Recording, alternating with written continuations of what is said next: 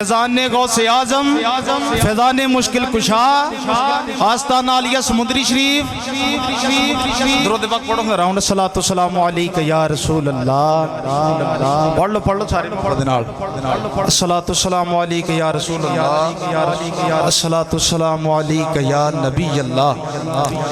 میرا دل کردا پہلے تانوں ایک درود پاک دی فضیلت نہ سنانا ہے۔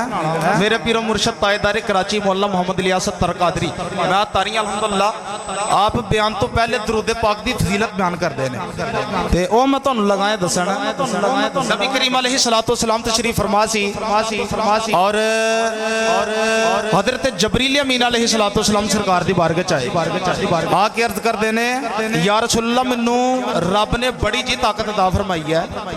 فرمایا جبریل کنی کا کہہ دو سبحان اللہ، اور فرمایا جبریل کنی کا اچھی بولو سبحان اللہ۔ یار اگلی گل سناواں تانوں حضرت جبریل امین کہن لگے یا رسول اللہ آسمان تے ستارے نے جڑے اے میں گن سکنا، سمندر دے اندر دریا دیاں مچھلیاں گن سکنا، بارش تے قطرے گن سکنا، کائنات دا ذرہ ذرہ گن سکنا، لیکن سونے جدوں کو تہاڈا امتی تہاڈے تے درود پاک پڑھدا ہے نا او تے تیانی رحمت برس دی ہے نا، اوتھے جا کے میری طاقت بے بس ہو جاندی ہے او میں نہیں گن سکدا۔ ہائے ہائے سبحان اللہ۔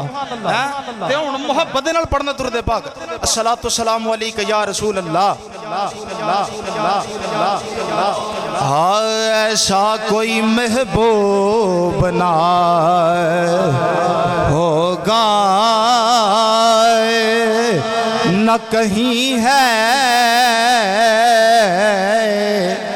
ایسا کوئی محبوب نہ ہوگا نہ کہیں ہے، او بیٹھا ہے چٹائی پر مگر عرش نشین ہے۔ سبحان اللہ۔ او بیٹھا ہے چٹائی پر مگر عرش نشین ہے، اور ملتا نہیں کیا کیا ہے او تو جہاں کو او تیرے در سے، اور ایک لفظ نہیں ہے کہ تیرے در پہ نہیں ہے، اور ایک لفظ نہیں ہے کہ تیرے اور در پہ نہیں ہے۔ دیالہ حضرت تاجدار بریلوی کی کہندے نے آپ فرماندے نے منگتا تو ہے منگتا کوئی شاخوں میں دکھا دو، اور جس کو میری سرکار سے ٹکڑا نہ ملا ہو۔ لو دوستان محترم گل بات تو ہی ماشاءاللہ سن دے رہندے ہوگے بھی اج اصلاحی گفتگو تھوڑی جی کرنی ہے بھلا کیڑی ہے؟ بولو سبحان اللہ پھر تم دسیے ہے سبحان اللہ کیا بھی نا جنت چ درخت لگدا بندے دے نال انشاءاللہ۔ تے گل آیا کہ میں انہاں کینگرا موڑ تے مسجد راہ چ بھی بڑیاں نے ساڈے پنڈ دیاں نے تے کوئی گل اتھے لے کے آندی او کیڑی ہے؟ او لاما صاحب دی محبت لے کے آندی ہے۔ ہاں جی تے انہاں نوں محبت پئی کس طرح او مدینے والے دے غلام سی تے اس وجہ دے نال الحمدللہ او محبت کھچ لیاندی الحمدللہ۔ 20 سال تو میرا تعلق ہے لاما صاحب دے نال، 20 سال تو غالب نال الحمدللہ۔ تے اسی چھوٹے جے سی تے ساڈے پنڈ اوندے رہن تے اوتھے ہی سرکار دا بیان نہ کیتا تے عاشق ہو گئے بس انہاں دے تے اللہ تعالی نے آواز بھی عطا کیتی دی ہے انہاں نوں۔ اللہ تعالی انہاں دی قبر تے کروڑا رحمتاں نزول عطا فرمائے۔ گل حضور ہے کہ اے جڑا مسجد اور مدرسے دا اہتمام ہے نا اے الحمدللہ بہت ہی بڑا صدقہ جاریہ ہے، بہت ہی بڑا صدقہ جاریہ ہے جڑا لاما صاحب ایتھے درخت گئے دے نے لا۔ ہاں جی تے ایک شعر چیتے آندا وا پہلے اون سنالا۔ ہاں جی بولو سبحان اللہ سنا لیے پھر گل سنانے یار۔ شاعر آندا ہے عشق سرکار کی ایک شمع جلا لو اور دل میں عشق سرکار کی، بولو یار سارے، عشق سرکار کی ایک شمع جلا لو اور دل میں عشق سرکار کی ایک شمع جلا لو اور دل میں और बाद मरने के कब्र में भी उजाला होगा।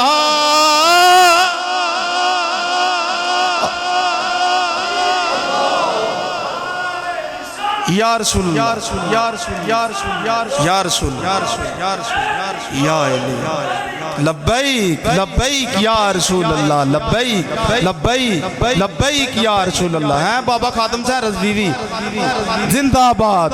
बाबा खादम साहब रज़वी वो भी कब्र च उजाले करके ने जनाब अपने च है अपना नाम जिंदा करके ने जनाब ते मरे नहीं मर के भी जिंदा हो गए ने सरकार दे नां तो है ते पढ़ना जरा रल के थोड़ा जा जनाब लामा साहब दी रूह भी खुश होइए। और बात मरने के कब्र में भी उजाला बोलो बोलो यार। और बात मरने के कब्र में भी उजाला होगा। और बात मरने के कब्र में भी उजाला।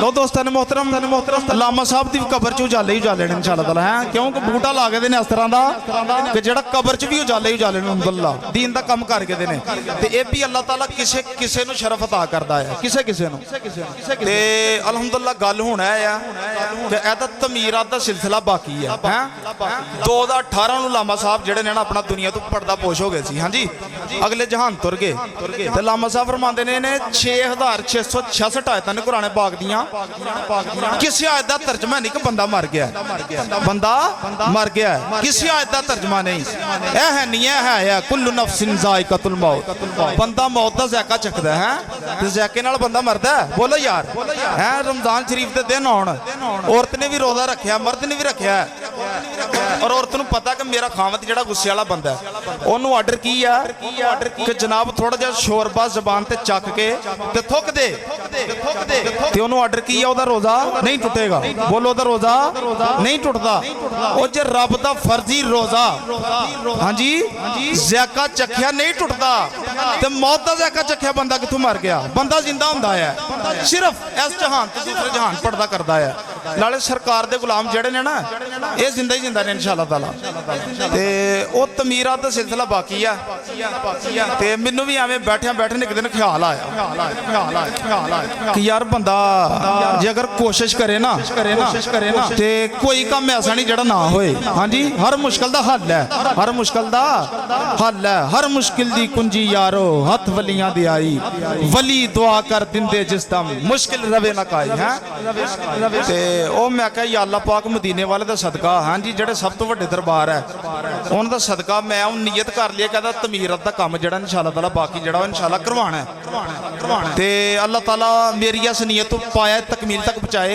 हदीस पाक है नियतुल मुमिन खैरुम मिन अमलिही मुसलमान दी नियत ओदे अमल नाल भी बेहतर है ते ए अल्हम्दुलिल्लाह मेरे दोस्त ने कोई सियालकोट मैं उन्हां कोल गया मैं उन्हां नूं अपना दस्सिया कि इस तरह मस्जिद है ते कई ऐसे भी सरकार दे गुलाम है ने जेड़े असीं अपनी अखां नाल वेखे नहीं इक्को बंदे ने मस्जिद पूरी बना छड़ी ते कई ऐसे ने कि जिन्हां कोल जनाब जिन्नी तौफीक है कतरा कतरा करके दरिया बनदा ते ओ जनाब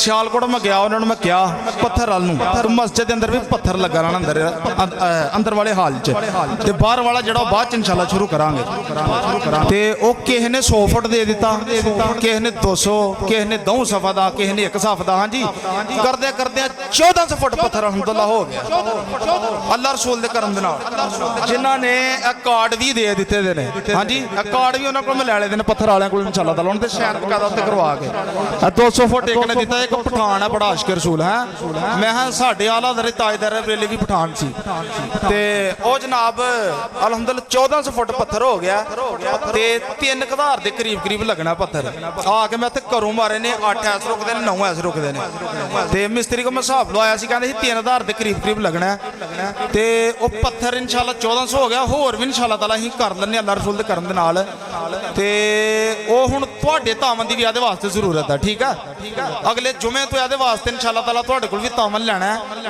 ਇਹਦੇ ਵਾਸਤੇ ਹੁਣ ਚਾਹੀਦਾ ਸਾਨੂੰ ਸੀਮਟ, ਹਾਂਜੀ ਫਿਰ ਮਜ਼ਦੂਰੀ ਚਾਹੀਦੀ ਤਾਂ ਤੁਸੀਂ ਤਾਮਨ ਸਾਰੇ ਰਲ ਕੇ ਇਨਸ਼ਾਅੱਲਾ ਤਾਲਾ ਕਰਨਾ ਤੇ ਆਪਣੇ ਦੋਸਤਾਂ ਨੂੰ ਵੀ ਕਹਿਣਾ।